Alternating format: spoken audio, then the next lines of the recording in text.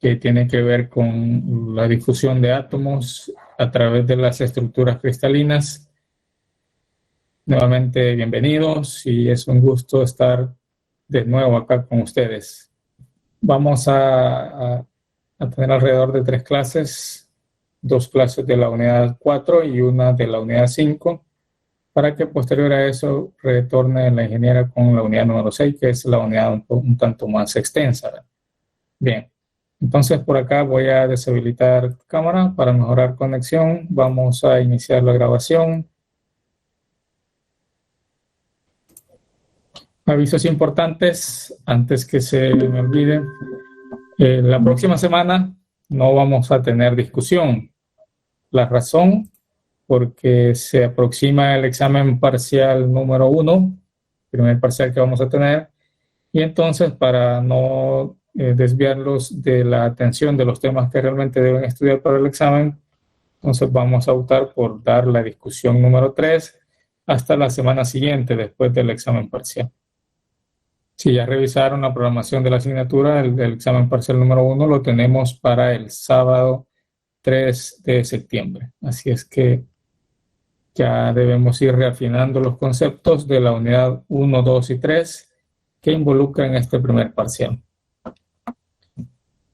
Hemos tenido poca asistencia a las tutorías de consulta.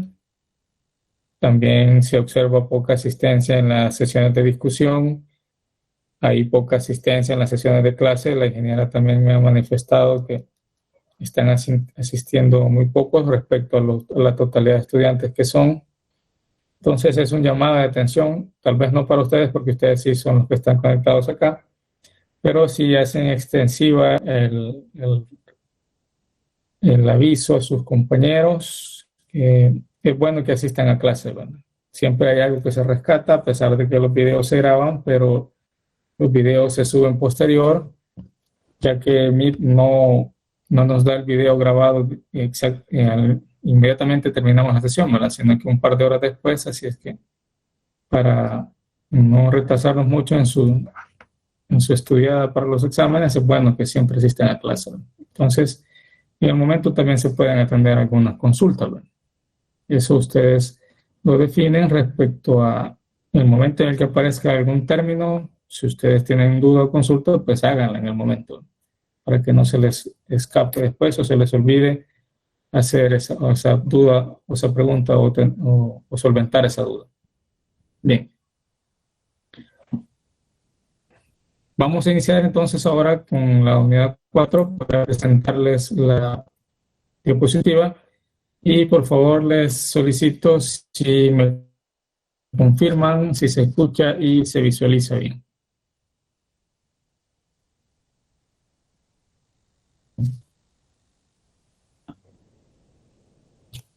¿Todavía se visualiza o no se visualiza?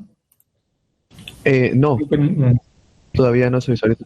Bien, voy a dar diferente modo de presentación. Creo que ahora sí, ¿no?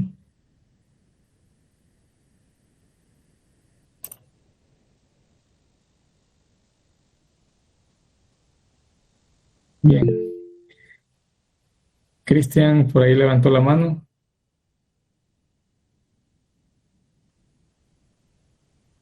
¿O fue accidental? Bien. Muy bien, está bien. Bueno, ya estoy presentando hacia aquí mi escritorio completo y por favor me confirman si se puede visualizar. Sí, ingeniero. Sí, se observa, ingeniero. Muy bien, gracias. Bueno, en la unidad número 4 que lleva por título Difusión en cristales, vamos a estudiar una de las formas de aprovechar algunos defectos que tienen las estructuras cristalinas, como lo hemos mencionado en clases anteriores. Siempre hay que tomar el lado positivo a nuestra conveniencia, ¿verdad? Si las estructuras presentan defectos, como los que ya estudiaron en la unidad número 3, hablábamos de defectos puntuales, defectos lineales, superficiales y defectos volumétricos. Entonces vamos a ver acá desde el punto de vista de una unitaria o una estructura cristalina en términos generales, cómo podemos aprovechar los espacios vacíos de vacantes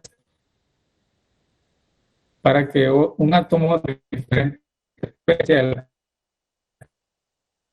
forma la estructura cristalina puede desplazarse a través de ella y mejorar las propiedades mecánicas de los materiales. Como tienen los otros efectos, como los intersticiales, vamos a ver cómo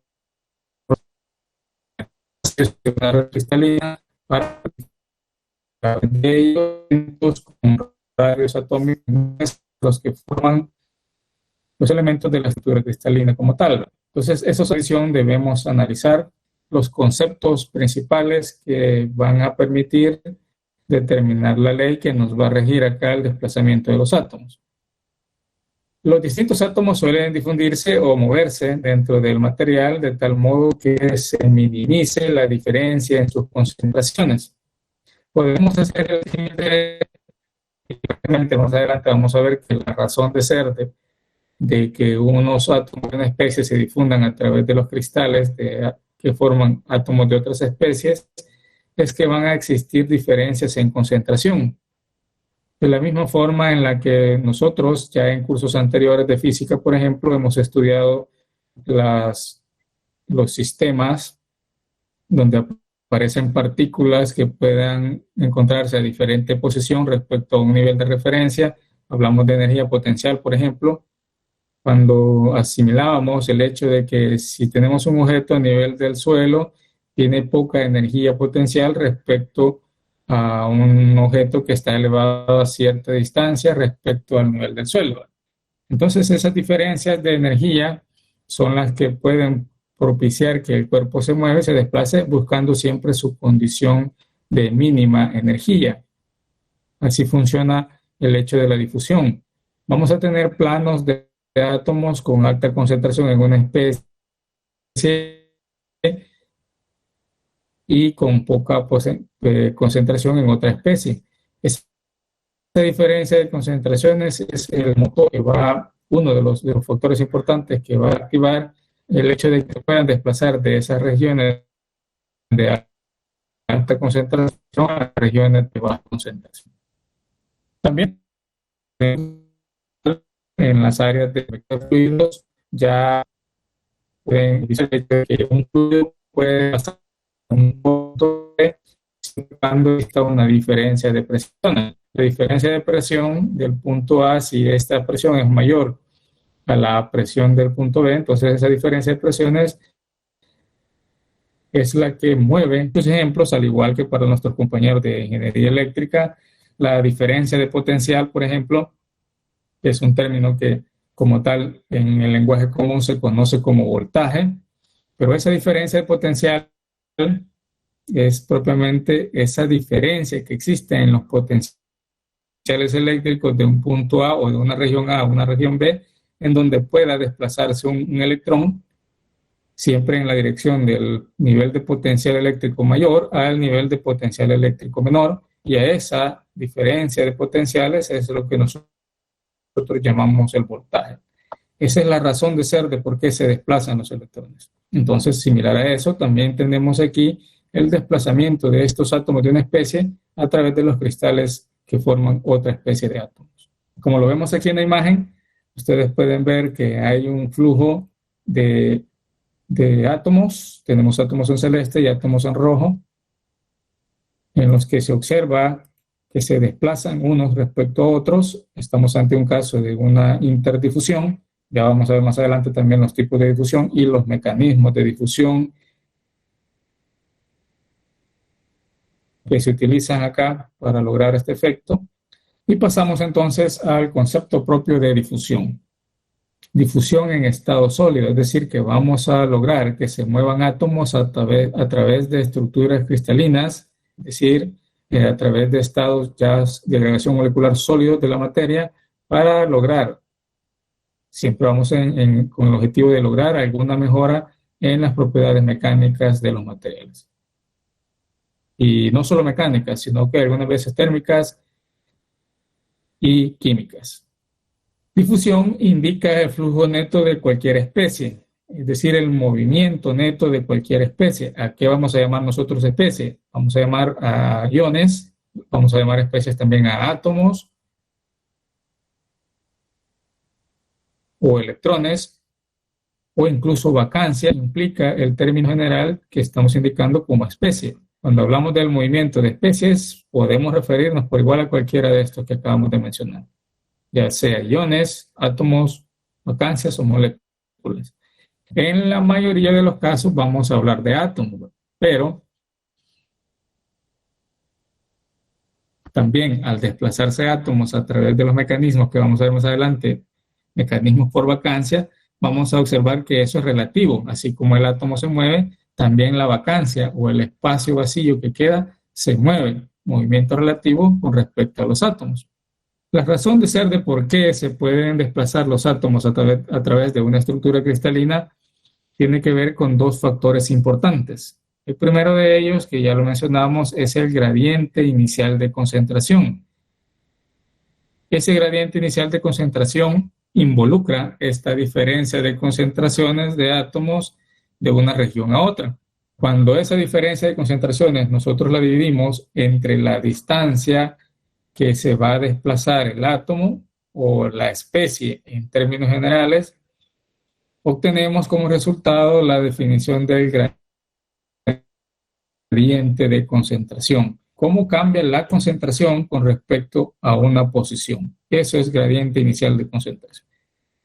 También, además de esto, necesitamos temperatura. La temperatura indica, recuerden, los niveles de energía que pueda tener una partícula o una especie, nuevamente, como lo estamos asumiendo acá en esta definición, y nos va a dar esa idea, es decir, cuánta energía se requiere para que pueda desplazarse un átomo de una región a otra. Esa es la importancia de que exista también temperatura acá. Y por eso también más adelante vamos a mencionar el concepto de energía de activación. Algunos ejemplos de mecanismos de difusión, es decir, ¿para qué sirve esto de difusión? ¿Por qué es necesario que nosotros lo estudiemos? Se presenta en este diagrama resumen. Aquí hay algunas de esas aplicaciones importantes de la difusión. Pueden haber muchos otros más ejemplos, pero para que entendamos la importancia de qué implica el hecho de que conozcamos bastante bien la difusión, es en primeras instancias para obtener mejoras en las propiedades de los materiales. Y aparece el caso de la cementación.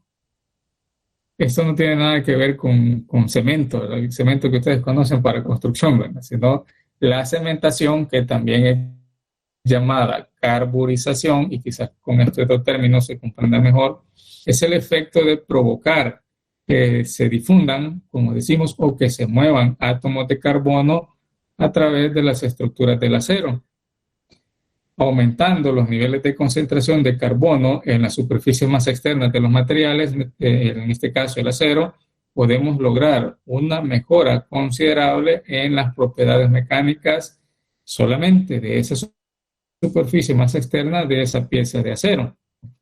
Esto ya más de alguna vez, alguno de ustedes lo ha observado en elementos como los engranes o las ruedas dentadas, como propiamente son llamadas.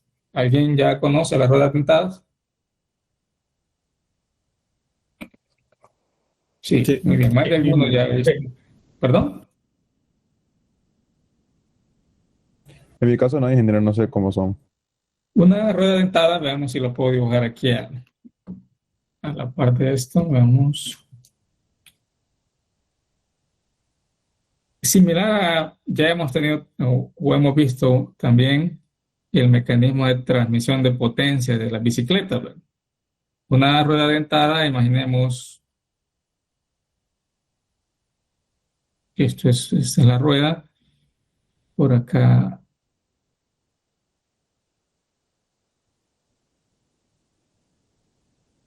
no me sale tan bien ahora acá. Digamos que esto es un círculo. Entonces por acá esto va a tener ciertos dientes y por eso son llamadas así, ruedas dentadas. creo que va a ser demasiado grande el diente, pero viene más o menos así. Se tiene acá un diente y acá va rodeándose de dientes, así, ¿verdad? Más o menos como esto. Aquí se va teniendo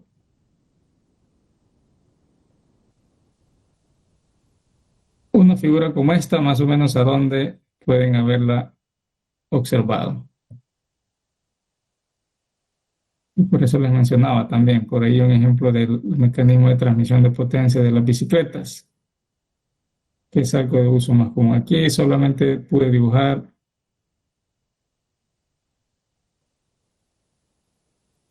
que 5 dientes, más o menos así. ¿Han visto las cadenas de las bicicletas? Las cadenas de las bicicletas llevan algo similar a esto, una rueda con dientes, solo que en ese caso la rueda es llamada una rueda catarina, porque la transmisión es a través de cadenas, no propiamente del contacto de una rueda dentada con otra. Entonces acá, esto puede ser una rueda dentada. Esto sirve para, imaginemos que aquí acoplamos un eje en el centro de esta rueda dentada, acá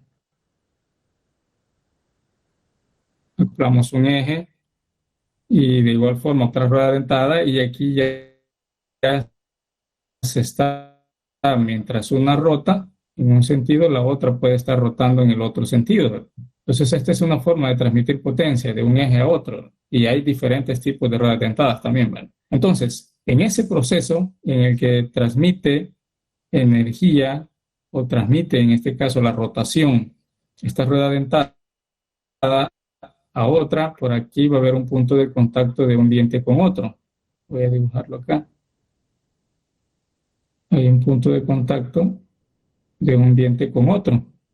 Y aquí continúa, ¿verdad? Hay otro diente por acá y ahí va. Más o menos así. En esa transmisión de movimiento, bueno, aquí sí esta está girando para acá. Esta estaría girando para acá. Lo voy a poner aquí. Así. En esa transmisión de potencia, aquí se sufre un gran desgaste en esta parte donde interactúa un diente con otro, en esta región de acá. Entonces, estos elementos, para que puedan durar mucho tiempo interactuando con estas fuerzas de fricción acá, cuando se transmite movimiento de un elemento a otro, se les aplica un mecanismo o un proceso de carbonización.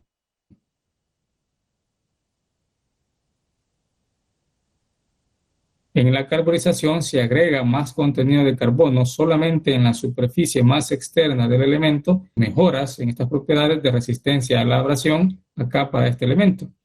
Puede que el engrane sea fabricado de un acero dulce, como es conocido normalmente, un acero suave, un acero 1010 o un acero 1020, pero cuando agregamos carbonos en la superficie más externa, la dureza se incrementa en gran medida acá.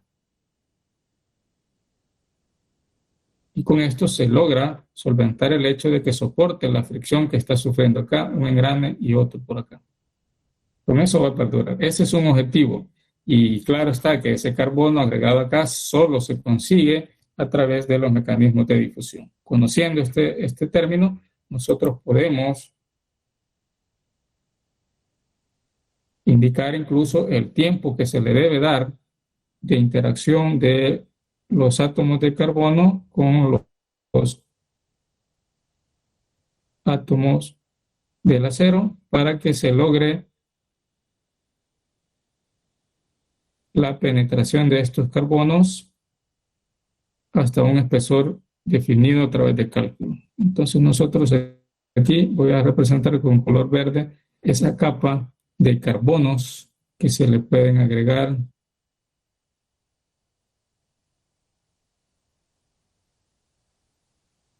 a la superficie más nada de un engrane. Entonces con eso ustedes, si llegan aquí, en el centro Esto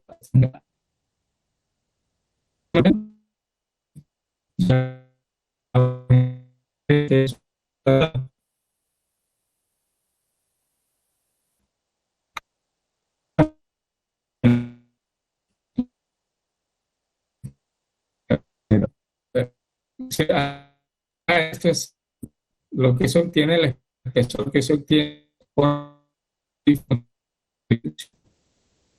eso es lo que llamamos acudición. Claro, todo esto está bajo términos controlados. Ya vamos a ver más adelante la primera ley de Fick y la segunda ley de Fick que nos determinan estos procesos.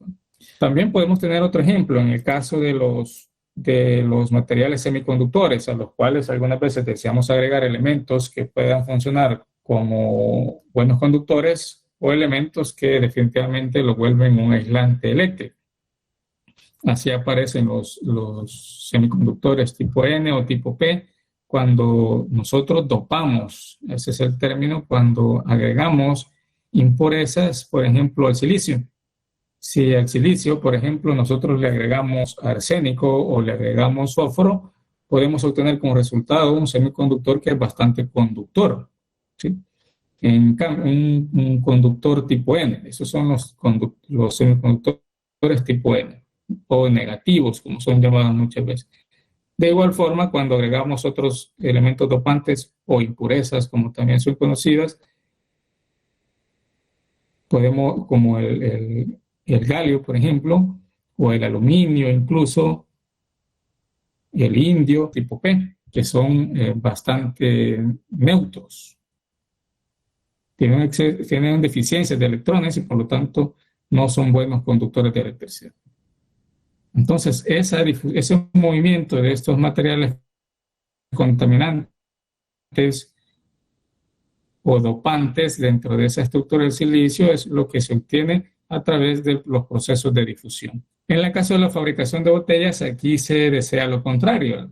Estudiamos la difusividad con el objetivo de obtener resultados que restrinjan el movimiento de los átomos para evitar que, por ejemplo, si el plástico es utilizado para almacenamiento de alimentos, para evitar que átomos de oxígeno se introduzcan a través de esas paredes de recipiente y lleguen hasta el alimento y lo puedan contaminar o lo pueden arruinar, ¿verdad? Entonces aquí estudiamos la difusividad con el objetivo de obtener resultados que restrinjan ese movimiento de los elementos contaminantes. Y por eso es que los materiales poliméricos son buenos materiales para fabricar recipientes que almacenen líquidos, alimentación en términos generales. La oxidación del aluminio, por igual, cuando el oxígeno se introduce en las estructuras cristalinas del aluminio, este provoca la oxidación, pero en el caso del aluminio la oxidación no es una desventaja, sino más bien una ventaja. Mejora en gran medida sus propiedades, ya que esto al oxidarse se convierte en lo que ya hemos mencionado anteriormente como el óxido de aluminio, que es llamado la alúmina o corindón, que también vamos a estudiar a detalle más adelante cuando veamos los materiales cerámicos. Recubrimientos y películas delgadas, esto cae dentro de esto mismo, cae la carbonización o la cementación, pero también aquí se habla de los procesos de pintura que se pueden depositar sobre alguna porción de material o algunos otros efectos también de recubrimientos superficiales metálicos como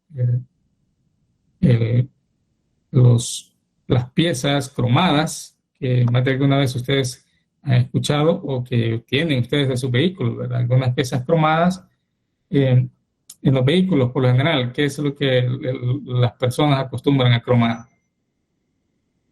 Para quienes tienen alguna idea ya de esto. Los guardafangos. Sí, muy bien. Guardafangos. ¿Algo más? El bumper. El bumper. Puede que alguna vez, sí, sí. Piezas más pequeñas como las manecillas de las puertas de los vehículos, también muchos se acostumbran a cromarlas y ahí van a ver que andan con esos colores un tanto plateados, ¿verdad? Son en apariencia física bastante buenas y también en resistencias a la abrasión son también bastante buenos, ¿verdad? Soportan bastante las rayaduras que podemos dejar muchas veces cuando por el uso por el uso y por el tiempo que tenga el vehículo, se ven muchas rayaduras en esas partes. Entonces, esto es una manera de también proteger las superficies a través de estos procesos de difusión que provocan que depositemos partículas de otros materiales en ciertas piezas. Y así vamos a tener muchos otros ejemplos donde es bastante útil los mecanismos de difusión. Conforme avancemos en los contenidos, vamos a ir presentando videos de ejemplos de cómo se dan estos procesos. El mecanismo de difusión, como nosotros ya mencionamos, siempre parte de la idea de tener diferentes concentraciones de diferentes especies en regiones, en diferentes regiones. Tenemos aquí el caso más representativo, por ejemplo, del cobre con el níquel. En el lado izquierdo nosotros podemos ver que en color café están indicados los átomos del cobre y en color gris están indicados los átomos de níquel. Incluso el niquelado también es parte de los procesos superficiales que se dan, ¿verdad? A través de los mecanismos de difusión para mejorar las propiedades de resistencia a la abrasión de las piezas. Y el niquelado sí lo conocemos mayormente en las bicicletas, por ejemplo. Cuando teníamos nuestra bicicleta y alucinábamos porque veíamos a alguien que tenía su bicicleta niquelada, era bastante bonito apreciar esa superficie bastante pulida también. Además de la resistencia que tienen. Bien, ¿será que de color café son los átomos de cobre siempre? ¿Y será que de color gris son los átomos de níquel siempre? Eso no se sabe, ingeniero. Muy bien, eso no se sabe. Los átomos todos, repito, y alguna vez lo dije, creo en clases anteriores, todos los átomos son iguales, todos. ¿Será que el átomo de carbono sí es negro? Ese sí es de color negro, ¿verdad? ¿Sí o no? Cuando escuchan hablar de carbono, no se les viene rápido la idea de que el átomo debe ser de color negro. ¿No? Más o menos. No necesariamente. Muy bien. El diamante no es negro y es carbono. Es un Así isótopo de es, carbono. muy bien, correcto. Esto de los colores solo acá es por motivo de representación que distingamos una especie de átomos con respecto a otro, ¿verdad? Pero tampoco, el carbono no es color negro en los átomos. Algunas veces lo asociamos así porque por el carbón, o ese resultado que se obtiene de quemar madera, por ejemplo, que vemos ahí el carbón, color negro. Bien, pero aclarado esto, aquí vemos que en el lado izquierdo podríamos indicar que tenemos un 100% de concentración de cobre y en el lado derecho un 100% de concentración de níquel. Ante esa situación, puede que se dé un movimiento de átomos de carbono hacia el lado derecho, porque aquí hay una deficiencia de cobre acá. Aquí hay una deficiencia de cobre. Entonces, los átomos de cobre acá de la izquierda van a tender a moverse hacia donde no hay átomos de cobre. Así como también si tenemos átomos de níquel acá en el lado derecho, estamos en una concentración de 100% níquel y en el lado izquierdo no hay níquel, entonces ellos van a preferir avanzar desde esta región de alta concentración de níquel a donde no haya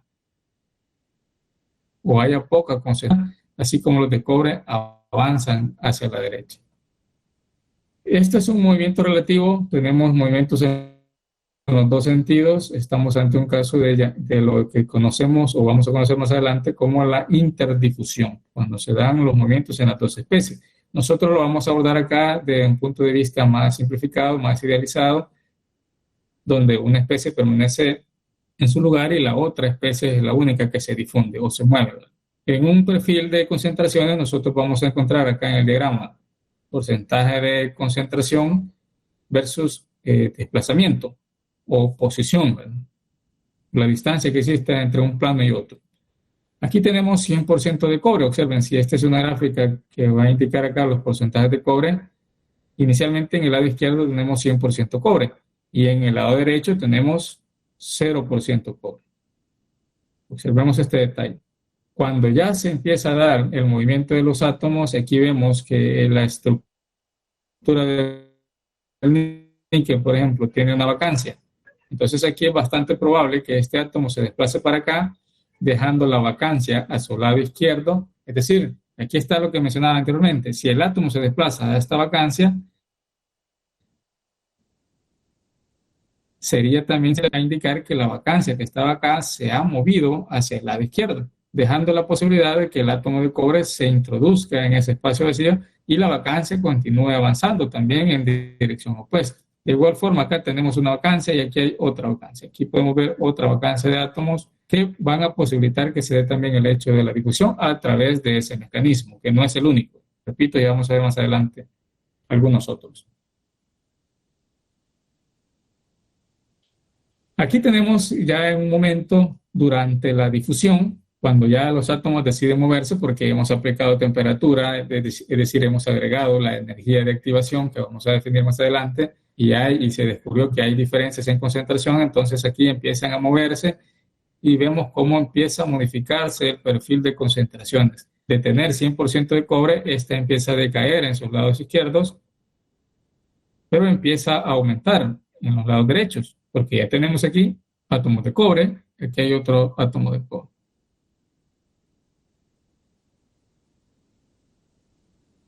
Hasta llegar a las regiones más, por ejemplo, donde sigue estando una concentración del 0% de cobre.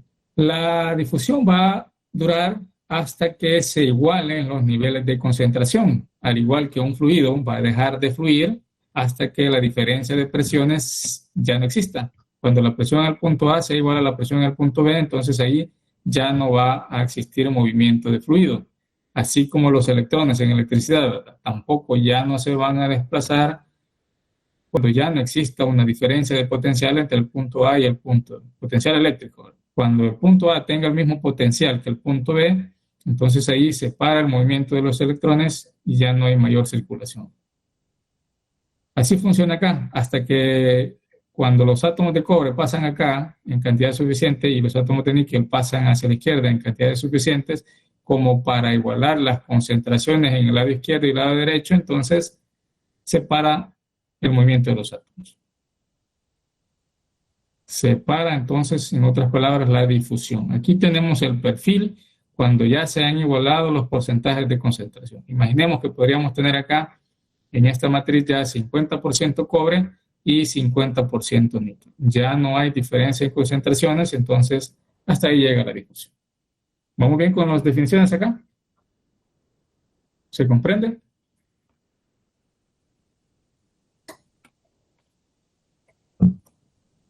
¿Todo claro? Sí, ingeniero, todo bien. Todo claro como Rochata, decían por ahí. Muy bien, excelente. Sigamos avanzando entonces. Bien, entonces para que se dé este movimiento de átomos hasta llegar a la condición de cero diferencia en concentraciones, debemos aportar energía. Esa energía es la energía de activación que podríamos nosotros observar en un diagrama, energía versus desplazamiento también por acá, como un átomo de una especie que va a moverse a través de un cristal puede tener en el nivel donde se encuentra un nivel bajo de energía. Él se encuentra en una condición metastable, como he llamado muchas veces, una condición metastable, es decir, a una condición que está momentáneamente estable, pero que puede estar todavía aún más estable de esa condición. Entonces, para que se mueva de una región a otra, aportamos esta cantidad de energía que nosotros a nivel macroscópico lo vemos como un aporte de temperatura. Se da la energía de activación, observen todo este rango de energía necesaria para que pase de un punto a otro y posterior a que ha llegado a ese punto, baja su nivel de energía llegando a otra condición metaestable. Hablamos aquí de energía de activación, observen este cambio en energía es necesaria para que se pueda dar ese movimiento o esa difusión. Nuevamente seguimos con el ejemplo del cobre y el níquel, aquí en condición inicial 100% cobre a la izquierda y acá en condición inicial 100% níquel a la derecha. Si graficamos ahora los dos perfiles, como lo vemos por acá, vamos a indicar en el lado izquierdo 100% de cobre, aquí en la interfaz entre esos dos regiones tenemos, acá observen, casi llegando al 0% de cobre, inicialmente con 0% de níquel también, y acá 100% de níquel. La gráfica del cobre viene acá, 100% cobre, 0% níquel, 0% cobre, y continúa hasta acá. En esta región no hay nada de cobre. La del níquel viene acá. En esta región no tenemos nada de níquel, 0% níquel. Sube en la interfaz hasta el 100% de níquel y se mantiene en todo este espesor. Los dos perfiles de concentración. Este va a empezar a cambiar cuando empiecen a moverse los átomos, ya sea de cobre hacia la derecha o de níquel hacia la izquierda. Como lo vemos en las siguientes imágenes. Aquí ya se puede observar ese movimiento de los átomos de cobre y níquel a derecha y a izquierda respectivamente y cómo se van a ir modificando los perfiles de concentración. Aquí pasamos de 100% a una cantidad menor de 100% y hasta estas regiones podemos ver 0% de cobre, donde todavía no ha llegado el cobre a esta región. Y de igual forma el níquel, pasamos del 100% níquel, observamos aquí solamente tenemos níquel, aquí ya se empiezan a observar cobres, empieza a decaer entonces la concentración del níquel, porque vamos agregando cobre acá, llegamos a un punto de coincidencia, aquí es donde se detiene propiamente la difusión, porque aquí ya se igualaron los dos términos de concentraciones, y en estas regiones de estos espacios acá, observamos que no hay níquel, por lo tanto tenemos 0% de níquel acá. Formas de interpretar estos perfiles de concentración. La rapidez con que se mueven los átomos está definida a través de una de las ecuaciones de Arrhenius. Arrhenius tiene muchas ecuaciones, estudió mucho este aspecto de los movimientos de los átomos. Ya algunas de estas expresiones similares las estudiaron en la unidad número 3, cuando se cuantificaban muchas veces las vacancias, las energías necesarias para formar las vacancias, que lo vamos a retomar acá. Entonces, otra expresión de Arrhenius, en este caso para determinar la rapidez con la que se mueven los átomos, está definida, observen que todas por lo general tienen la misma forma. Una constante multiplicada por el número de Euler, que está elevado a la menos Q sobre R por T. Q es la energía de activación necesaria para que se dé el movimiento de los átomos, que también, repito, más adelante vamos a definir qué involucra este término. R es la constante universal de los gases, que lo podemos tener en el sistema inglés o en el sistema internacional, y T es la temperatura en términos absolutos. Esto no se les olvide, ¿verdad? En estas ecuaciones vamos a utilizar la temperatura siempre en términos absolutos. Eso implica que se va a sustituir en unidades de, ya sea la que mayormente conocemos, la escala Kelvin o la Rankine. Pero por lo general solo vamos a trabajar con Kelvin, como escala absoluta, escala Kelvin. Y ahí vamos a hablar no de grados, ¿verdad? Cuando hablamos de temperatura, la cantidad Kelvin. No es así cuando hablamos de escalas Celsius, que son escalas relativas, y escalas de Fahrenheit, por ejemplo. Ahí sí hablamos de grados Celsius y hablamos de grados Fahrenheit. Cuando estamos con Kelvin, no se le asocia ese término de grado, solamente el número y el nombre de la unidad. Aquí está la leyenda de lo que significa cada uno de estos. Tenemos C sub 0 es la constante que nos indica los saltos por segundo que pueda dar una especie de átomos a partir de otros, y aquí aparecen datos importantes porque vamos a hablar en términos generales también solamente de pares difusores. Al hablar de pares difusores hablamos de un átomo de una especie que difunde en la estructura cristalina formada por otra especie de átomos. Y vamos a tener esos datos de estos coeficientes o constantes en términos de esos pares difusores. Cuando hablemos de carbono en hierro, y ahí vamos a tener diferentes tipos de carbono en hierro BCC o carbono en hierro FCC, hidrógeno también en hierro BCC o hidrógeno en hierro FCC. Así vamos a ir teniendo los pares difusores. ¿Quién va a difundir en quién? Y ahí vamos a tener tabla de referencia para estos valores constantes. Este dato ya lo conocemos, ya lo llevamos en la sangre. La constante universal de los gases, que puede tener un valor de 1.987 calorías por mol por Kelvin. Observen, aquí no se dice grados Kelvin, solo se dice Kelvin. O podemos tener en el sistema internacional 8.31 mol, joule sobre mol por Kelvin. Estos dos datos ya debemos llevarlos en la sangre, que no se nos olviden. Q es la energía de activación necesaria para desplazar estos átomos, el equivalente a una cantidad igual al número de Avogadro. Las unidades que va a tener esta energía de activación pueden ser calorías por mol o joule por mol. La temperatura es absoluta, por lo tanto se va a sustituir en unidades de Kelvin. Repitiendo, no grados Kelvin, sino Kelvin, porque es una unidad o una escala absoluta. Vamos a hacer uso mucho de aquella ecuación que nos permita convertir temperaturas en grados Celsius a temperaturas en Kelvin. La expresión anterior de la ecuación de Arrhenius para calcular la rapidez, nosotros podemos indicarla como una ecuación de línea recta si aplicamos los logaritmos, en este caso logaritmos naturales, porque tenemos indicada en la ecuación de Arrhenius el número de Euler. Entonces, al aplicar logaritmos a los dos términos, aquí se desglosa de esta forma. Estoy hablando de esta ecuación, ¿verdad? Si a esta ecuación nosotros le aplicamos logaritmo al lado izquierdo y logaritmos al lado derecho, naturales, entonces se simplifica el número de Euler y por propiedades de los logaritmos, que ustedes también ya lo conocen de Matemática 1, vamos a llegar a linealizar esa curva. Es decir, se hace una línea recta, donde si graficamos en el eje vertical el logaritmo de la rapidez versus el inverso de la temperatura, porque acá, en esta línea recta, si las variables son la rapidez acá y la temperatura, porque Q es propiedad del par difusor, así como R es una constante, entonces solo se incluye en términos de la temperatura como dependencia. Entonces acá, si nosotros desglosáramos esto, tendríamos que también sería equivalente a indicar, veamos, voy a cambiar de color,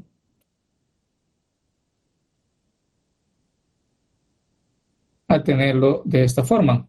Tendríamos logaritmo de natural de C sub 0 menos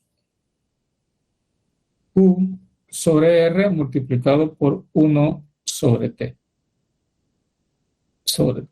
Donde aquí tenemos el término de la variable independiente y este logaritmo de la rapidez es la variable dependiente. Observemos que siempre la cantidad que acompaña a la variable independiente es lo que estamos llamando la pendiente. En este caso, esta es la pendiente que en matemáticas ustedes definieron o representaron como una M.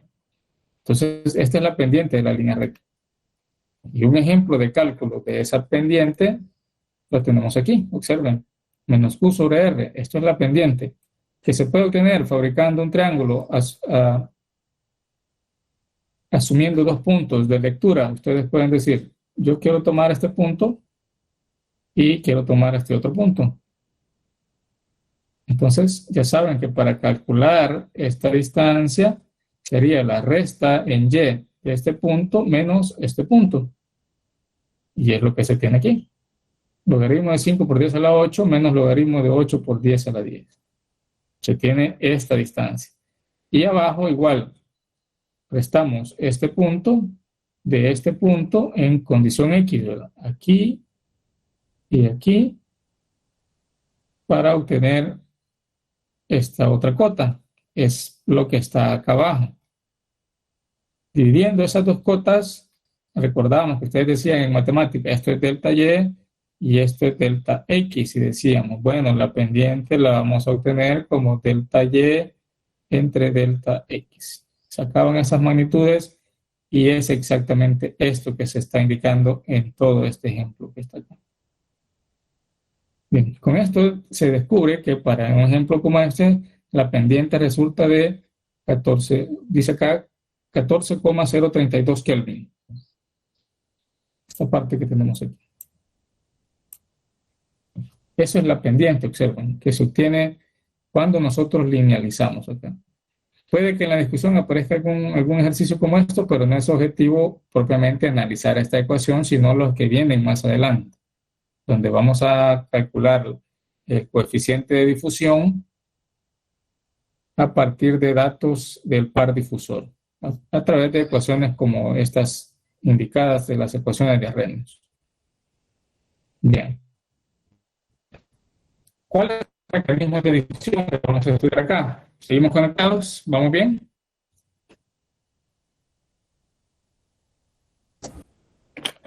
Muy bien. Los mecanismos de difusión que vamos a estudiar parten de los defectos que ustedes ya estudiaron en las estructuras cristalinas. Vamos a hablar primeramente del mecanismo de difusión llamado autodifusión, donde átomos de una especie difunden en una estructura cristalina de la misma especie de átomos. Vamos a hablar de mecanismos de difusión por vacancia, donde se aprovecha el espacio vacío donde normalmente debería estar un átomo y no está, como los ejemplos que hemos visto anteriormente, y el mecanismo de difusión intersticial, donde aprovechamos los espacios normalmente vacíos de la red, donde aparecen a ver, vamos a hacer un recordatorio. ¿Qué tipos de defectos intersticiales recuerdan de la unidad 3?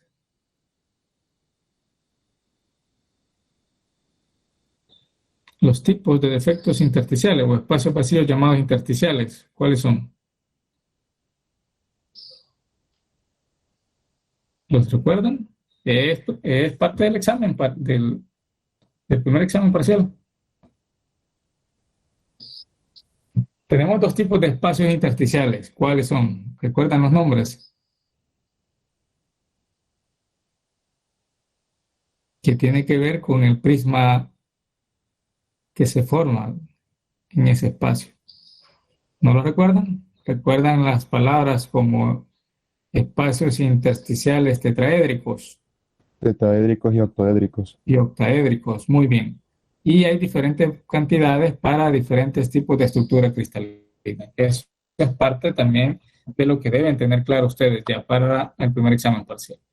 Entonces, en este mecanismo aprovechamos esos espacios, ya sea tetraédricos u octaédricos, para desplazar átomos de una especie a través de la estructura cristalina.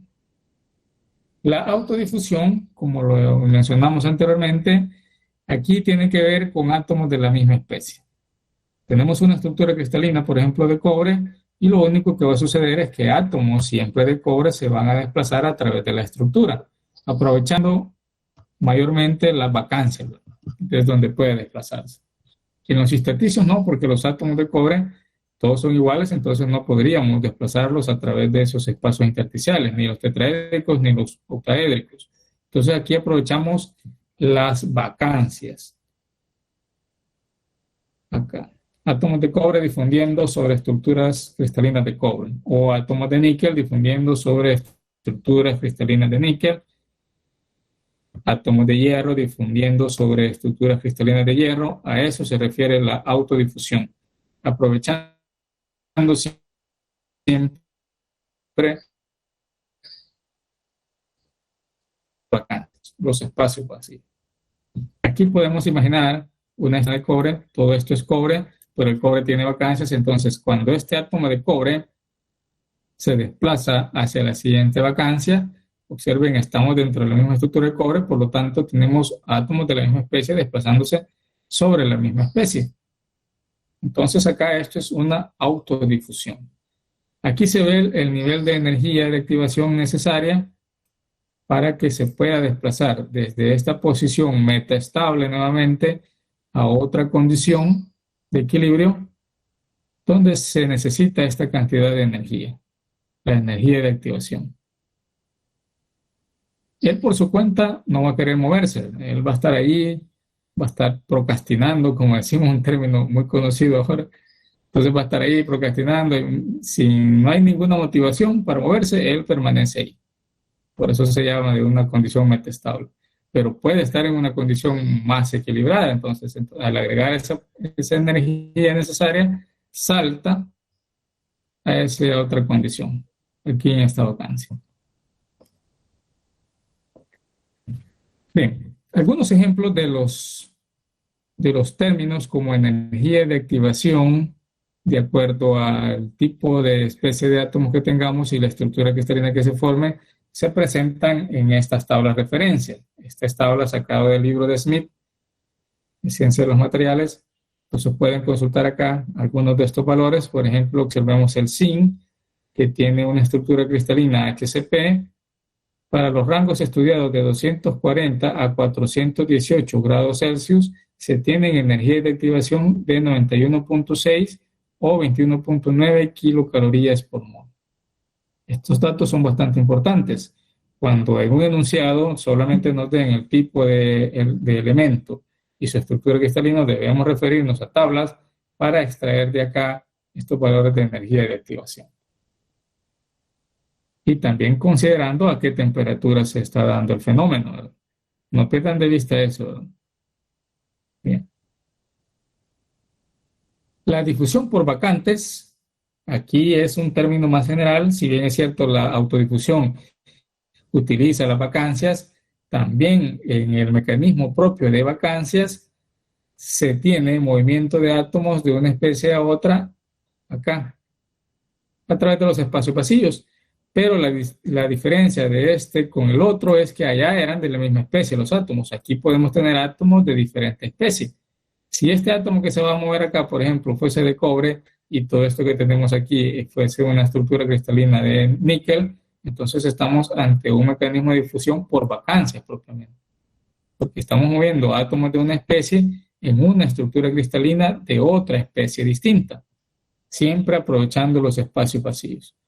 Aquí vemos nuevamente cómo el átomo se desplaza hacia la derecha y la vacancia en movimiento relativo también se desplaza hacia la izquierda, quedando a este lado. Por eso es que cuando hablábamos del concepto de difusión y se indicaba en términos generales especie, aparecía también ahí movimiento de vacancias. Bien. La energía de activación involucrada en este mecanismo de difusión la podemos representar siempre en un diagrama de energía versus desplazamiento que se va a tener acá, donde observamos un átomo que está listo a desplazarse a través de este mecanismo de vacancias hacia el siguiente espacio vacío. Observemos que aquí es precisamente donde se requiere la mayor cantidad de energía de activación cuando pasa entre dos átomos adyacentes acá. Entonces acá empuja un poco los dos átomos que se tienen para llegar a la siguiente posición en otra condición metastable. Aquí se ha invertido toda esa cantidad de energía y a esa cantidad de energía es la que nosotros llamamos energía de activación para la difusión por el mecanismo de vacancias. Q sub B. Observen que aparece aquí Q sub B. Si hablamos del último mecanismo de difusión, diga. Una pregunta, sí. Perdón que la interrumpa. Entonces, la autodifusión se da en átomos del mismo tipo y la difusión por vacantes entre átomos de distinto tipo. Así es. Aunque la difusión por vacancias también la utiliza la autodifusión. Los dos utilizan las vacancias. Solo que, como bien lo ha dicho usted, la autodifusión solamente se refiere a átomos de la misma especie, mientras que propiamente el mecanismo de difusión por vacancias es más general e implica casos de átomos de diferentes especies. ¿Vamos bien? Sí, y esto es gracias a la intervención de energía, por ejemplo, el calor, como decía usted, elementos de temperatura. Ok. Muy bien. Eso, y sumado a eso, diferencias de concentración. Por ahí va eso. Bueno, si hablamos del último mecanismo de difusión por los intersticios, difusión intersticial, acá observamos los espacios normalmente vacíos de la red, este que está acá, este otro que tenemos por acá, aquí tenemos otro espacio intersticial de los diferentes tipos que ya conocen ustedes, tetraédricos u octaédricos, acá estos espacios. Entonces aquí en estos espacios solamente pueden moverse átomos de tamaño menor a los que forman la estructura cristalina. Átomos de otra especie. Tenemos acá, observen, el desplazamiento de esta posición a esta otra, dejando el átomo de esa otra especie en este otro espacio intersticial. Acá, como se menciona, tiene lugar cuando los átomos se mueven en sitios intersticiales a otro sitio intersticial vecino. Aquí vamos a asumir que no hay un desplazamiento permanente, puesto que el átomo acá, en esta región, justo cuando ya se encuentra acá en estos dos átomos adyacentes, los va a empujar también, ¿verdad?, para él poder avanzar hasta el siguiente espacio. Pero no hay una deformación permanente. En esa situación es donde se requiere la mayor energía de activación para que pueda pasar a través de esos espacios. Muy bien. Esa energía de activación la vemos aquí. Observemos que tenemos este átomo intersticial queriendo pasar a este otro átomo intersticial cuando se le agrega esta cantidad de energía de activación. Desplaza los átomos o los deforma un poco mientras avanza hasta la siguiente posición. Y ya tenemos difusión de átomos a través de espacios intersticiales. Ahora, una pregunta de examen bastante interesante sería, en base a las definiciones de los diferentes tipos de mecanismos y sobre todo mecanismos de difusión por vacancias y mecanismos de difusión intersticial, ¿en cuál de los dos se requiere mayor energía de activación? Pregunto. Vamos a ver si se ha comprendido bien acá. En intersticial. En la intersticial. ¿Alguien más?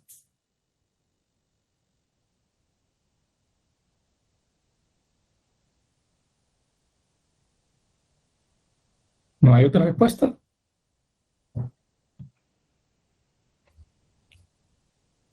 En apariencia cualquiera diría por acá. Aquí veo que le resultaría más difícil al átomo pasar por aquí y puedo ver, y esa es la sensación que da quizás cuando vemos esta deformación que ha sufrido estos átomos acá. Entonces se ve como que le cuesta más pasar por ahí. Cualquiera diría, quizás se necesita mayor energía de activación por acá. Pero cuando nosotros tenemos claro este concepto de energía de activación, fácilmente podemos indicar en cuál de los dos métodos, si por vacancias o intersticiales, se requiere mayor energía de activación. Aquí viene este concepto. Les adelantaba la pregunta porque a partir de este concepto vamos a ver, después se lo voy a repetir nuevamente la pregunta para que veamos si hemos comprendido bien el término de energía de activación. La energía de activación, como ya mencionamos, es la energía necesaria para que pueda desplazarse una especie de una región a otra, es decir, de regiones metaestables a otra. Esa energía de activación tiene que ver con dos factores importantes. Es la suma de la energía que se debe aportar para formar vacancias más la energía que se debe invertir precisamente para mover las vacancias. En el caso del mecanismo de difusión por vacancias, observen que aparecen las dos. Aparece la energía, este factor de energía necesaria para formar la vacancia y también la energía para mover la vacancia. Sumadas estas dos energías nos dan la energía de activación para el mecanismo por vacancias. Muy bien. Pero en el caso intersticial, ¿qué sucede? ¿Será que en el espacio intersticial necesitamos formar vacancias? No, ¿verdad? En el mecanismo de difusión por intersticios, ya los espacios vacíos son los que normalmente tiene la red, los tetraédricos y los octaédricos. Entonces, este término ya no aparece en la energía de activación. Y de aquí, vuelvo y les repito, ¿en cuál de los dos mecanismos de difusión se requiere mayor cantidad de energía? ¿Por vacancias o por intersticios? Sería por vacancias, ingeniero. Por vacancias. Aquí está la respuesta. Comparen los niveles energéticos para el mecanismo de difusión por vacancias y el mecanismo de difusión por intersticios. Esta diferencia es sustancial para dar respuesta a esa pregunta. Observen aquí menos cantidad de energía por intersticios y aquí mayor cantidad de energía por vacancias.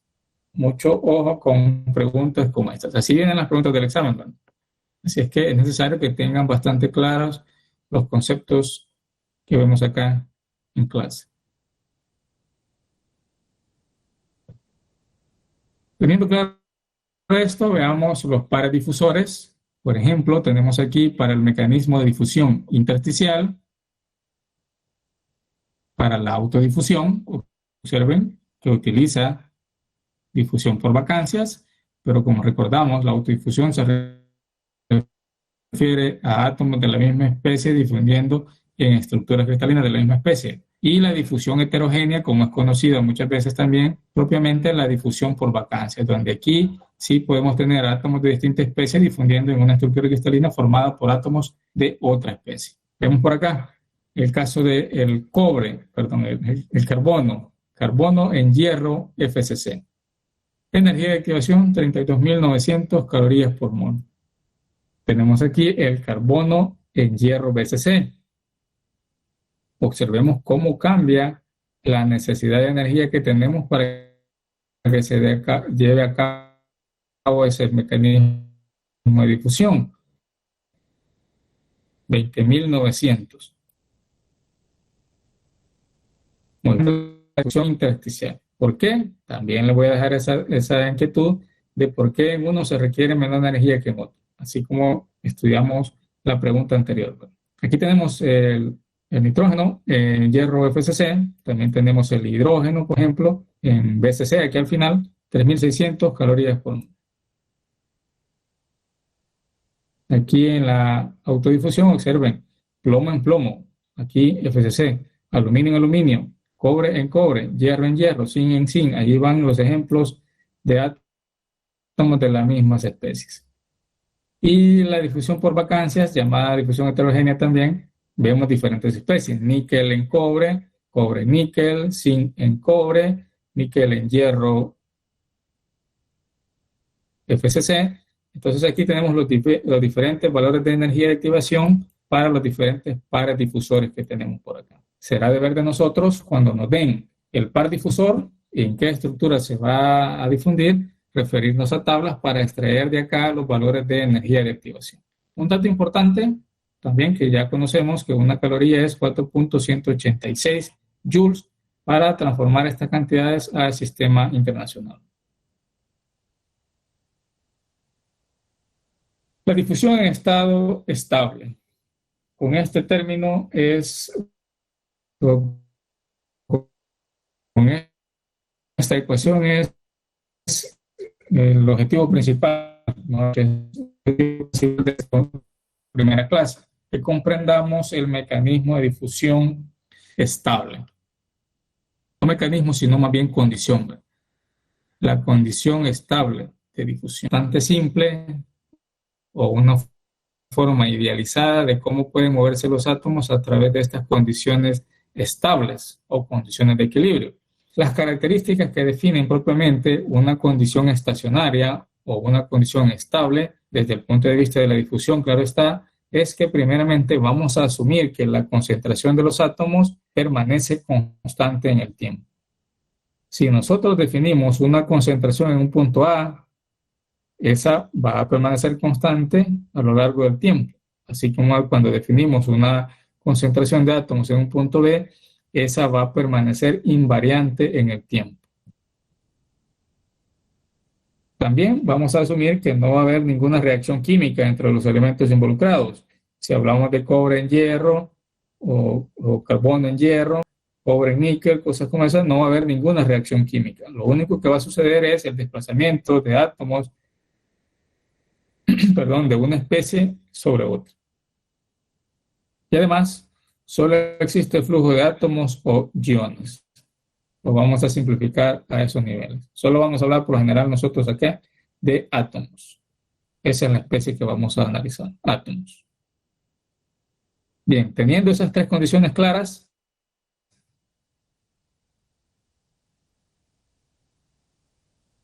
y teniendo en cuenta que las concentraciones se van a incluir en planos de átomos, como el plano que tenemos aquí, plano de átomos X1, plano de átomos X2, colocados precisamente ahí.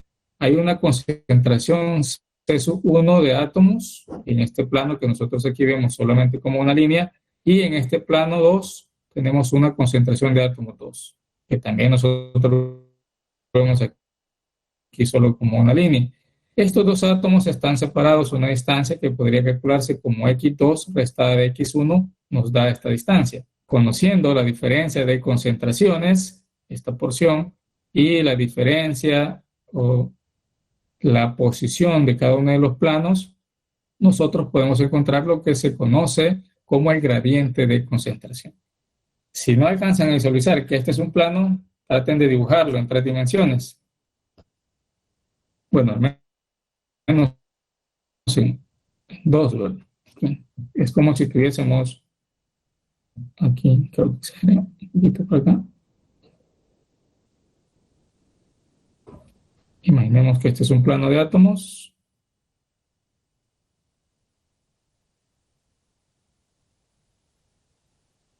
Y aquí vamos a tener muchos átomos.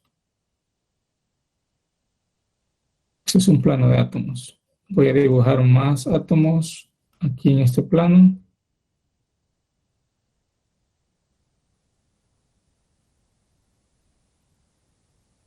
Y por acá tendríamos el otro plano de átomos.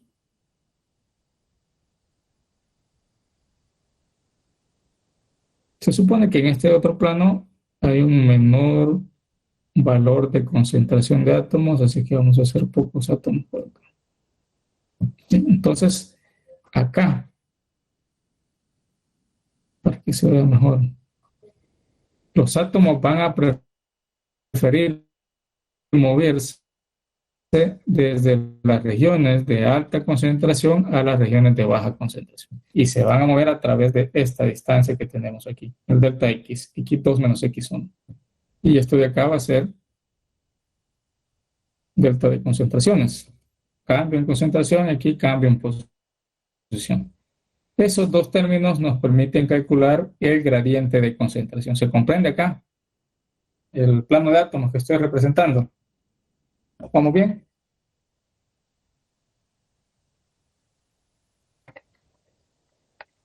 ¿No se han perdido todavía?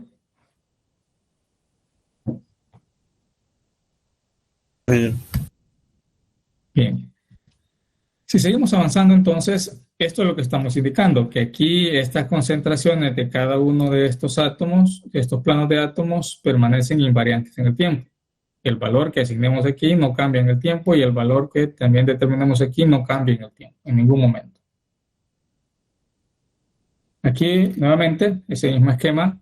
Aquí vemos cómo este plano de átomos representa mayor concentración y este otro plano de átomos también representa menor concentración. Entonces los átomos van a tender a moverse de izquierda a derecha. Esa cantidad de átomos que puede desplazarse de una región a otra es lo que vamos a representar con la letra J. J va a indicar para nosotros cantidad de átomos que se están desplazando de una región a otra, atravesando una área unitaria en la unidad de tiempo. Y ahí es donde vamos a deducir que J va a tener unidades de átomos sobre metros cuadrados por segundo. Mucho ojo con esas unidades. Puesto que existe, dice acá, una diferencia de concentraciones entre los planos de átomos 1 y 2, entonces va a existir un flujo neto de átomos, que van siempre de las regiones de alta concentración a regiones de baja concentración. Repito esto porque es una posible pregunta de examen. ¿En qué sentido prefieren viajar los átomos de una especie a través de un cristal? Ya sabemos, de las regiones de alta concentración a las regiones de baja concentración. Entonces, la primera ley de Fick nos cuantifica ese flujo de átomos con esas consideraciones idealizadas que ya mencionamos. La concentración no cambia en el tiempo, no va a haber reacción química entre los elementos involucrados y además, que mencionamos, vamos a hablar mayormente de átomos o iones. La velocidad con que se mueven los átomos se puede medir también mediante el flujo J, que es lo que anteriormente indicábamos. Este flujo J representa la cantidad de átomos que atraviesa un plano o área unitaria en la unidad de tiempo. Y viene expresada de esta forma. Esta es la primera ley de Fick, o una condición idealizada. J, que es la cantidad de átomos por unidad de área por unidad de tiempo, es igual a menos la difusividad, esto que tenemos aquí, o el coeficiente de difusión, como es llamado muchas veces también, multiplicado por el gradiente de concentración. Esto que vemos acá es el gradiente de concentración.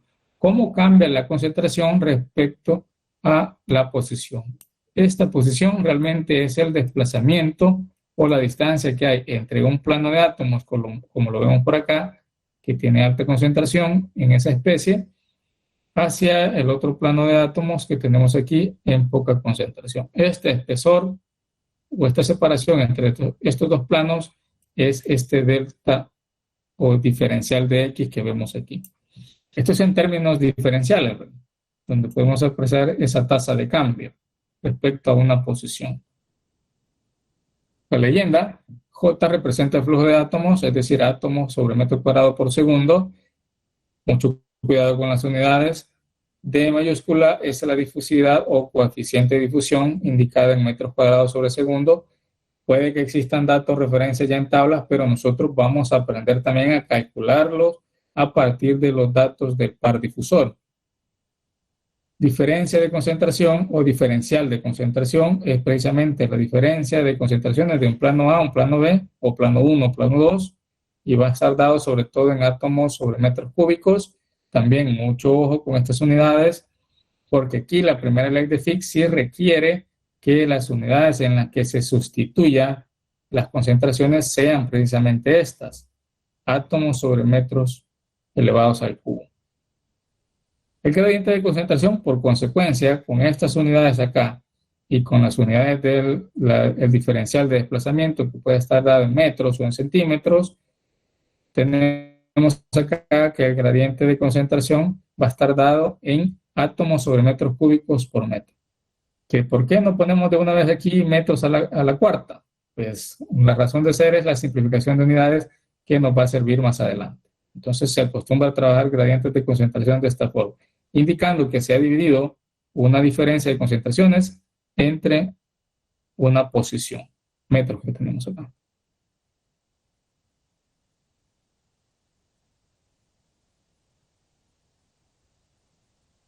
El coeficiente de difusión o la difusividad, que se representa con letra mayúscula D, puede tener muchos factores que la influyen. Vamos a ver algunos de estos. Primeramente, el tipo de mecanismo de difusión, dependiendo si es por vacancias, autodifusión, interdifusión o por intersticios, así se va a ver afectado el valor de la difusividad.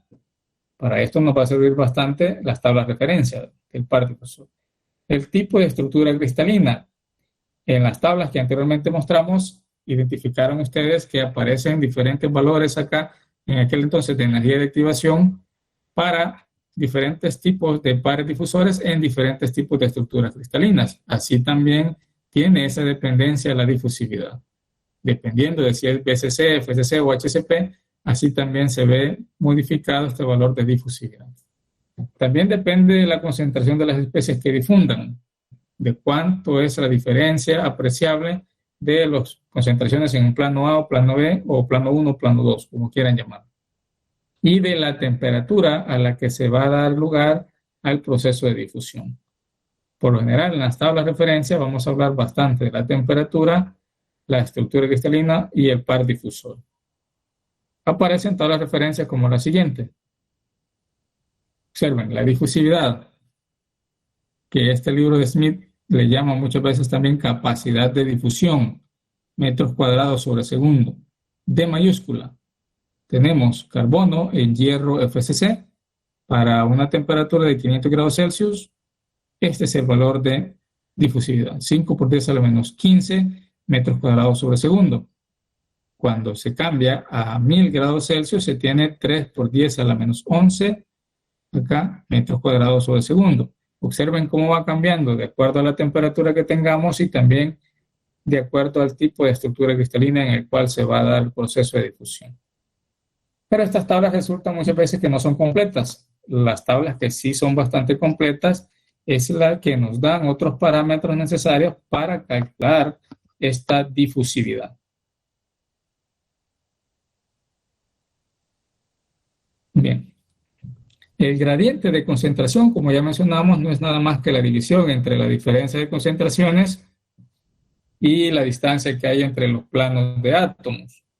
Si estamos trabajando la diferencia de concentración en átomos sobre metros cúbicos, la distancia podemos trabajarla en metros. También acá podemos trabajar en centímetros cúbicos y acá la distancia en centímetros. O sus otros submúltiplos que también podemos encontrar en milímetros, o incluso algunas veces las distancias se dan en datos de micras de metros. Aquí tenemos nuevamente el esquema representativo de ese gradiente de concentración, lo que ya mencionábamos anteriormente. Acá llaman átomos A al color celeste y átomos B a los colores acá un tanto rojos o color naranja.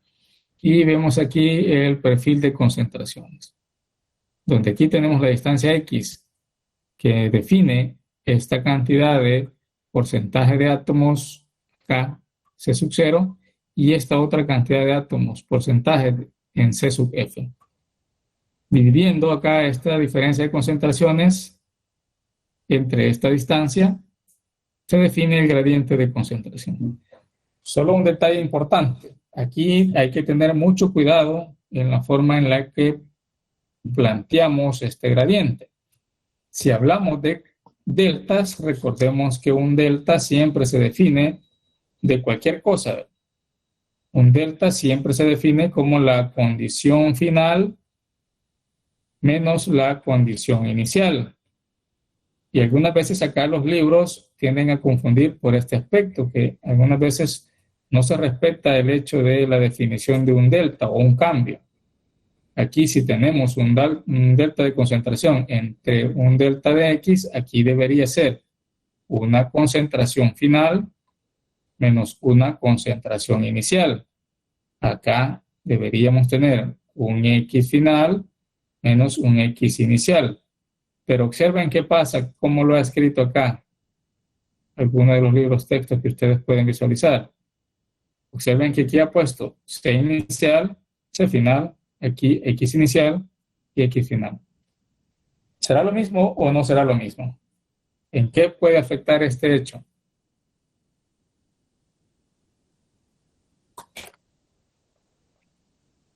Observen que al final de cuentas será casi lo mismo. Si nosotros tratamos de reordenar esto, tendríamos que anteponer un signo negativo por acá para cambiar de orden esto. C inicial menos C final.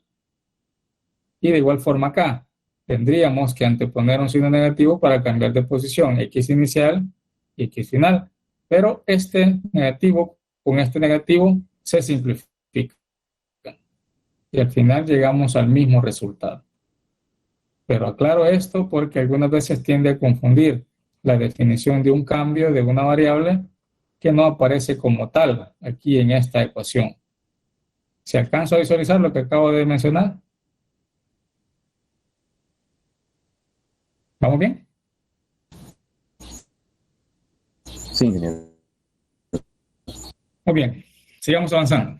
Lo importante es que si comprendemos la definición de la primera ley de Fick, debemos garantizar que aquí, y esta es una forma más práctica de aprenderlo, es que aquí siempre coloquen al inicio la concentración mayor y aquí la concentración menor. Y esto colocarlo como propiamente un delta. Esa es una forma práctica de hacerlo. Muy bien.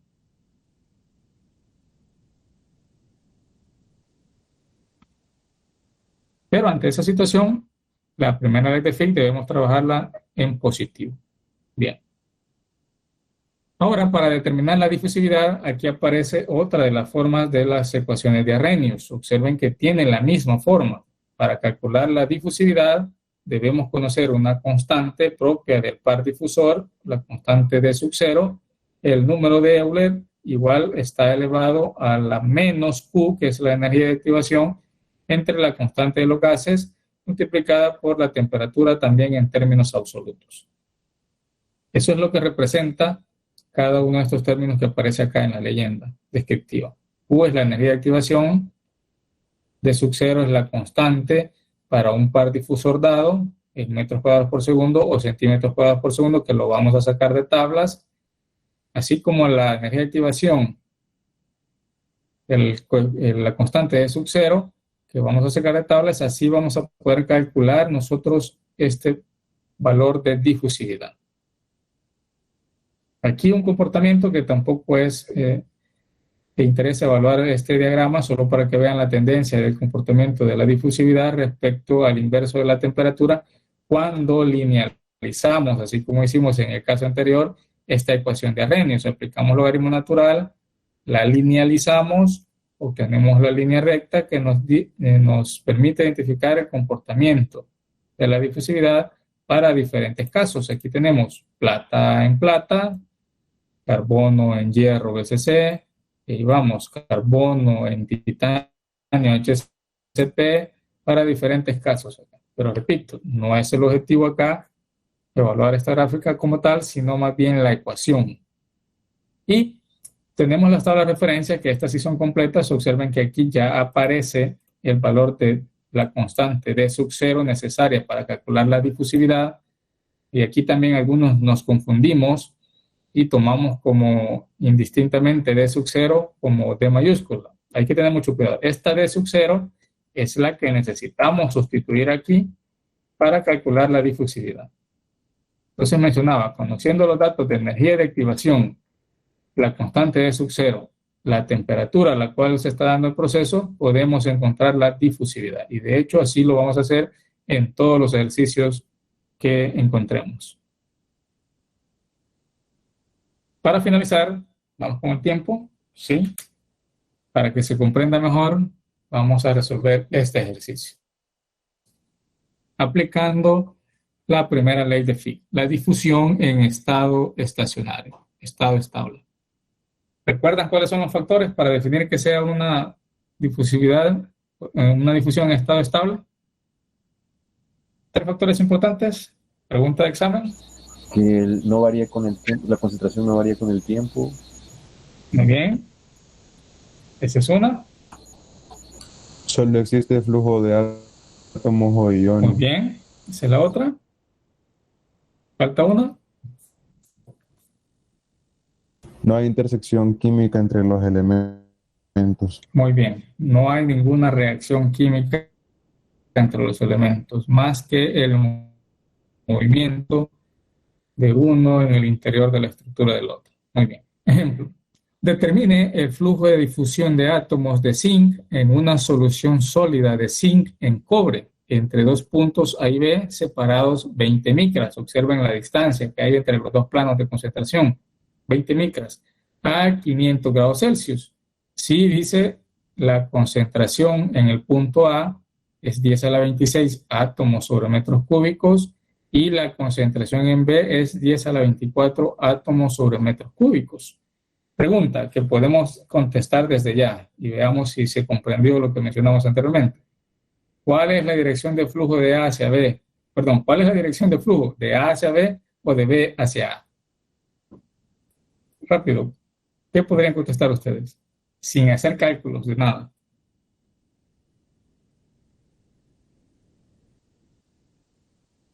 ¿O todavía no se visualiza? Sería de A hacia B. Sería de A hacia B, muy bien, porque A tiene mayor concentración de átomos que B. Observen, 10 a la 26 acá y aquí, perdón, 10 a la 24. Entonces ya podemos tener acá la respuesta que va del plano A hacia el plano B. Esa es la respuesta. Ahora veamos qué nos piden.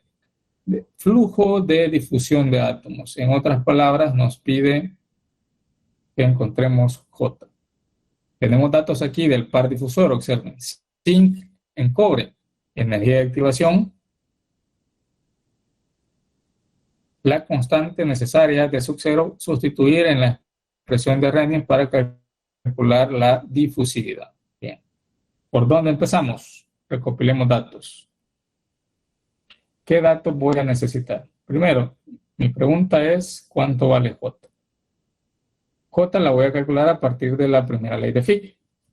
La concentración en el plano A dice que son 10 a la 26. Algunas veces podemos escribir esto de esta forma. 1 por 10 a la 26 átomos sobre metros cúbicos. Observen que la concentración ya está en las unidades que requiere la primera ley de Fick. Si tenemos unas unidades distintas acá, será necesario antes hacer la conversión para llegar a estas unidades y después aplicar la primera ley de Fick.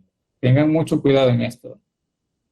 La primera ley de Fick solo acepta átomos sobre metros cúbicos o en su defecto, gramos sobre metros cúbicos. Así es que hay que tener mucho cuidado con esto. 1 por 10 a la 24 es la otra cantidad de átomos en el plano B. La distancia de separación, delta X, lo vamos a indicar de esta forma, son 20 micras. Como estamos trabajando concentraciones en dimensiones de metros al cubo, trabajemos esta dimensión longitud en metros. ¿Cuál es el factor que debo utilizar acá? Mientras nos recuerdan, vamos a hacer un esquemita por acá de la situación que tenemos. Por 10 a la menos 26. Por 10 a la menos 6. A la menos 6, muy bien. ¿Qué factor utilizó? Un metro.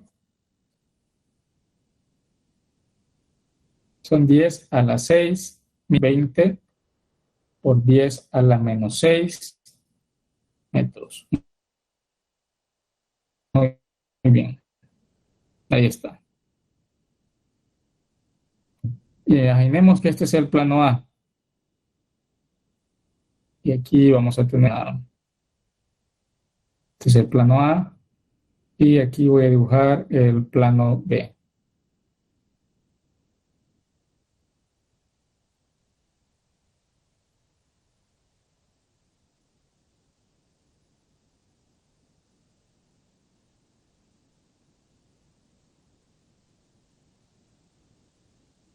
Voy a dibujar pocos átomos acá, para que sea el representativo de que tenemos menor concentración.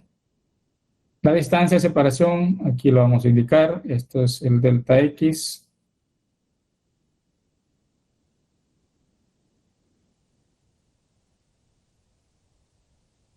Y aquí vamos a tener que este es el plano A, concentración A, y este es el plano B. Esa situación tenemos. Y lo que se pretende descubrir es el flujo de átomos. Veamos con otro color, aquí.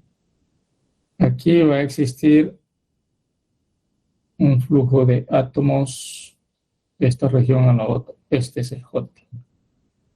Eso es lo que vamos a encontrar. Entonces podemos hacerlo por separado. Primero podemos encontrar, bueno, agreguemos aquí los datos de, recuerdan que dijimos que ya debemos llegar a la sangre la constante universal de los gases.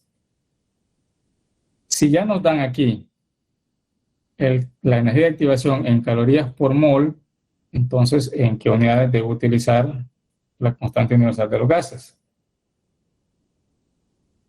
Calorías por mol por Kelvin. ¿Qué cantidad le corresponde cuando trabajamos esas unidades? ¿Recuerdan? 1.987. Ahí está, muy bien. Entonces coloquemos este valor de energía de activación. 45.6 kilocalorías, es decir, serían 45.600 calorías por mol.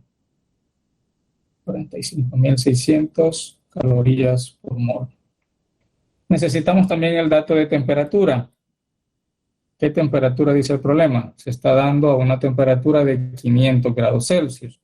Pero, como ya dijimos que esto lo debemos trabajar en temperaturas absolutas,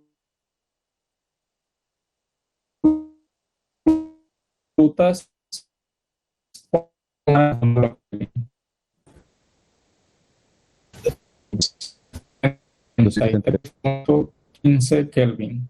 Siempre es reglamentario saber el punto 15, ingeniero, o se puede obviar. Pues yo preferiría que lo utilicen para que tengamos un dato un tanto más exacto. La suma aquí está sencilla, ¿verdad? ¿Cuánto sería esto? 773.15. Muy bien, aquí está. Ahora sí, calculemos, vamos a poner por aquí, calculando difusividad. Ya sabemos que la difusividad se obtiene de mayúscula como D sub 0 por E a la menos Q, que es la energía de activación, sobre R por T. Solamente sustituyamos los valores que tenemos aquí. D sub 0. ¿De cuánto dice que es D sub 0? no trasladamos ese dato por acá, pero en la tabla está aquí. 3.4 por 10 a la menos 5. Tenemos aquí 3.4 por 10 a la menos 5 metros cuadrados sobre segundo. Sustituyamos acá.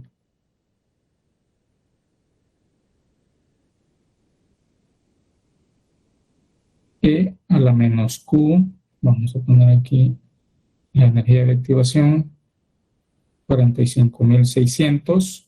Como ya estamos en unidades congruentes, no los vamos a colocar, solo las cantidades acá para que verifiquemos cuánto da esto.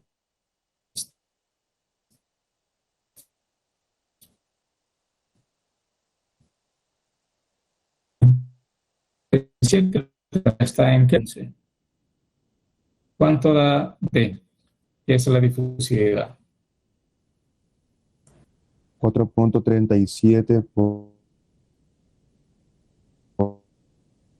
10 a la menos 18. 4.37 por 10 a la menos 18. ¿Alguien más que puede confirmar el valor? Y continuamos. Confirmo. Muy bien. Gracias. Tenemos metros cuadrados sobre segundo. Ahora vamos a calcular el gradiente de concentración. Veamos cómo resulta el gradiente de concentración. Calculando gradiente. Gradiente de concentración. Ya sabemos que es delta C sobre delta X. Aquí teníamos el delta final, el C final menos el C inicial. O de una vez, ¿quién es el C final? Si ya dijimos que va de A hacia B, sería concentración en B menos la concentración en A, y aquí entre el espesor delta X. Observen que si lo utilizamos de esa forma, ¿sí? Es a la menos 18, arriba. Permítanme verificar. Confirmo, a mí también me dio eso. Sí, me faltó el 1 aquí, a la menos 18. Muy bien. Ahora, si vamos con las concentraciones, veamos si me cabe acá en este espacio. La de A, dijimos, aquí está de... Perdón, la de B y la de A, aquí tenemos. La de A es 1 por 10 a la 26 y la de B es 1 por 10 a la 24. 1 por 10 a la 24 menos 1 por 10 a la 26. Estos son átomos sobre metros cúbicos. Y aquí ya tenemos este delta X en metros, entre 20 por 10 a la menos 6. ¿De cuánto nos da la concentración? Lo voy a escribir en la siguiente página. Delta C sobre delta X. ¿De cuánto nos da con estos datos?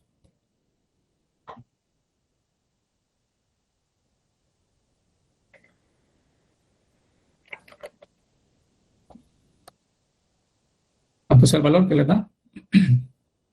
A mí me da menos 4.95 por 10 a la 30. Correcto. Acá tenemos menos 4.95 por 10 a la menos... ¿A cuánto hizo? 10 a la 30, ¿verdad? Átomos sobre metro cúbico por metro. Recuerden que esas son las unidades que dijimos que íbamos a indicar. Entonces ahora ya solo nos queda aplicar la primera ley de Fick. Primera ley de Fick. ¿Qué dice la primera ley de Fick? Que J es igual al negativo de la difusividad por el gradiente de concentración. Solamente sustituimos menos, ¿cuánto nos dio la difusividad? 4.37 dijimos, ¿no? 4.37 por 10 a la menos 18. Si quieren vamos a incluir las unidades para que veamos que se simplifican y vamos a tener las unidades que requiere J. Ahora el gradiente de concentración lo acabamos de calcular acá, menos 4.95 por 10 a la 30. Las unidades aquí son átomos sobre metros cúbicos por metro. Observen que estos metros cuadrados se va con este de acá y uno de los que tenemos aquí que están al cubo. Nos quedan metros al cuadrado. Y por lo tanto, J de cuánto va a resultar. Confirmen si tiene 2.10. 2.10. 16. 16. Ahí sí. Muy bien, 2.16 por 10 a la... Ahí es a la 13. menos 18, ¿verdad? El 4.37. Sí, aquí, bueno, observen que tengo un problema con el 1. Estoy aquí. Muy bien, a la menos 18, ahí así es. Y lo que queda aquí abajo son metros cuadrados por segundo, que son las unidades que propiamente requiere el flujo J de átomos, que define la primera ley de Fick. Preguntas. Está saliendo algo torcida la línea. Bien. Preguntas. Todo claro, ingeniero. Solo se podría regresar al diapositiva anterior. Muy bien. Solo le quiero tomar foto. Acá está.